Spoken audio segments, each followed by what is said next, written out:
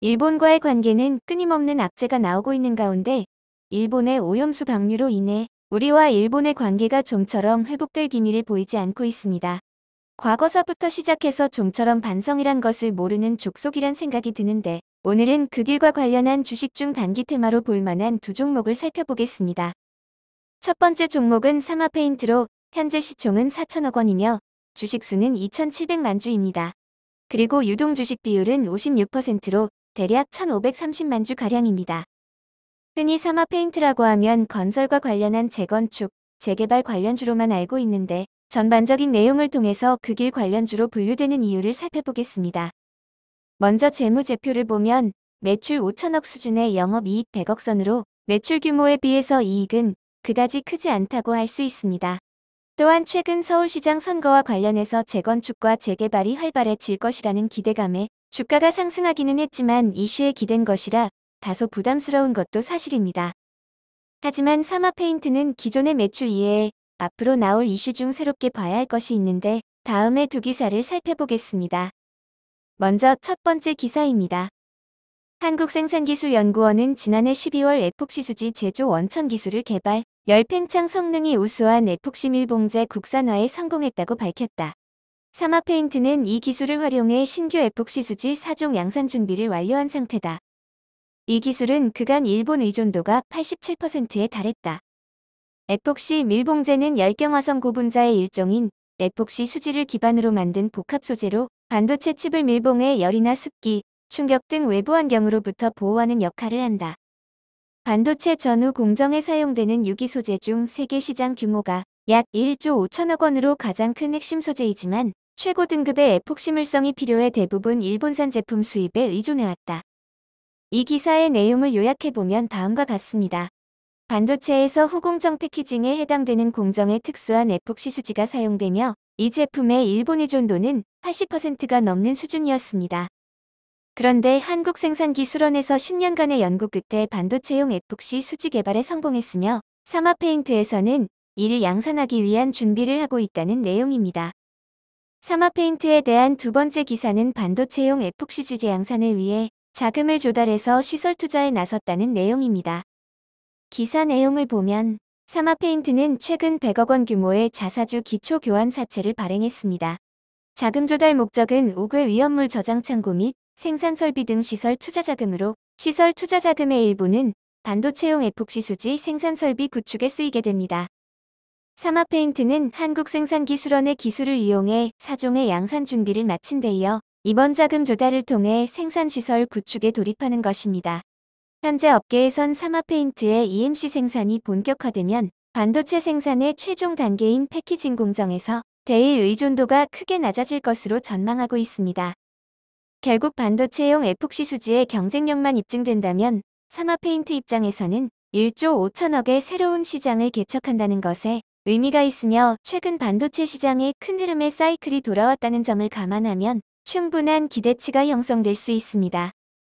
특히 반도체용 에폭시 수지의 80%를 그동안 일본이 생산했기 때문에 지난 일본의 규제 당시 불화수소 등 여러 제품들이 어려움을 딛고 국산화한 케이스의 애국주처럼 시장의 주목을 받을 가능성을 생각해봅니다.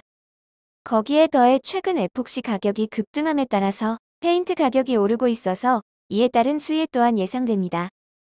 마지막으로 매수를 하는 주된 이유는 아니지만 보너스 같은 개념으로 최근 2차 전지 전해질 관련 특허를 취득했는데 기사만 읽어보고 넘어가겠습니다. 사마페인트는 지난해 리튬이온 2차 전지용 전해액 첨가제 개발에 이어 새로운 구조 리튬이온 전지 전해액 첨가제를 함유하는 카보네이트 화합물을 개발했다. 휴대전화, 노트북 등 전자기기나 전기자동차 에너지원인 리튬이온 2차 전지는 제품 기술 진보에 따라 점점 더 높은 에너지와 높은 전력, 높은 안전성을 갖는 리튬이온 2차 전지 개발이 요구된다. 이때 가장 경제적이고 효과적인 방법이 전해액의 첨가제를 사용하는 것이다.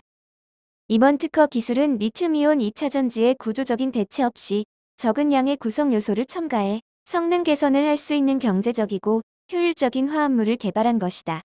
사마페인트 관계자는 이번 특허 기술 확보에 따라 리튬이온 2차 전지 전해액 외에도 의약품 중간체, 유기용제 등 다양한 분야에 적용할 수 있어 정밀화학 관련 분야 시장 확대를 기대한다고 설명했다. 두 번째로 소개할 종목은 사조시푸드입니다. 사조시푸드의 시가총액은 1,000억 정도로 상장 주식수는 1,700만 주 정도이며 유동 주식수는 44%인 750만 주로 유동수량이 얼마 안 되는 종목입니다. 재무제표를 보면 매출이 줄고 있으며 지난해인 2020년은 약 2,100억의 매출에 108억 정도의 영업이익을 기록했습니다. 그다지 특별한 내용은 없다는 것을 알 수 있습니다. 향후 매출에 변화를 줄 수 있는 소식으로는 참치회를 온라인몰에서 팔고 배달도 하는 이슈 정도가 있을 수 있는데 매출이나 이익이 늘어나는 변화보다는 테마주로서의 성격을 많이 갖고 있기 때문에 단기 매매로 접근해야 하며 선수들 영역에서 다뤄져야 하는 종목입니다. 최근 관련 기사로는 일본 후쿠시마의 오염수 해양 방류로 인한 주가의 변동폭이 컸으며 이 주식을 볼 때는 같은 테마를 가지고 있는 CJ시푸드와 엮어서 볼 필요가 있습니다. 이 종목은 회사가 가진 내용보다는 차트의 기술적인 부분을 살펴보려고 하는데 주식 초보자인 주린이들은 이 종목보다는 실적주 위주의 투자를 권해드립니다.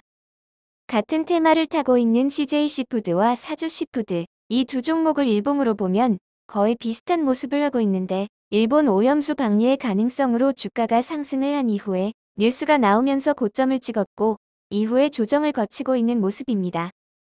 차트를 월봉으로 보면 재밌는데 긴 장대음봉이 자주 출몰하는 것을 볼 수 있습니다. 장대음봉의 의미는 주요 매물대가 있어서 이 가격을 돌파하지 못하고 주저앉는다는 관점과 또 다른 측면에서 보면 그동안 윗꼬리 부분대의 매물을 흡수하는 과정을 겪고 있었다는 의미로도 접근이 가능합니다. 전체적으로 보면 월봉과 주봉은 아직 상승세를 유지하고 있는 상태이고 이슈가 나오면서 일봉이 조정 국면이긴 하지만 아직 대일 본테마가 끝난 것이 아니기 때문에 진입 가격대만 잘 선택한다면 충분히 단타가 가능한 가격대입니다. 단타에서 가장 중요한 것 3가지. 최근 들어 단타성 테마주로 몇 종목을 언급드렸는데 이런 이슈에 기댄 형태의 투자는 3가지 정도가 가장 중요합니다. 첫 번째는 진입 가격으로 얼마에 매수했느냐가 제일 중요합니다. 단타라고 해도 스캘핑이 아니기 때문에 상승할 때 따라 들어가지 말고 눌림목 국면에서 매입을 하는 것을 가장 기본으로 해야 하고 얼마나 싸게 사는가에 승부가 걸려 있다고 해도 과언이 아닌 만큼 신중하게 매수해야 합니다. 두 번째는 단기간에 10% 이상의 급등이 나오면 일단 매도하고 다시 들어갈 자리를 보던가 아니면 다른 종목을 찾는 것이 좋습니다. 보통 단타를 실패하는 가장 큰 이유가 상승할 때 더 올라갈 것이란 기대감 때문에 매도를 하지 못하기 때문이라는 사실을 잊어서는 안 됩니다. 세 번째로 단타는 반드시 손절 라인을 정해야 합니다. 내가 매수할 때는 이 정도면 저점이라고 생각을 했기 때문인데 그 기대감이 무너졌다는 것은 예상과 다른 흐름을 보인다는 것이고 그렇기 때문에 각자 그동안의 경험을 통해서 5% 내외의 손절 라인을 정해서 그 가격 아래로 내려온다면 기계적인 매도를 해야 합니다.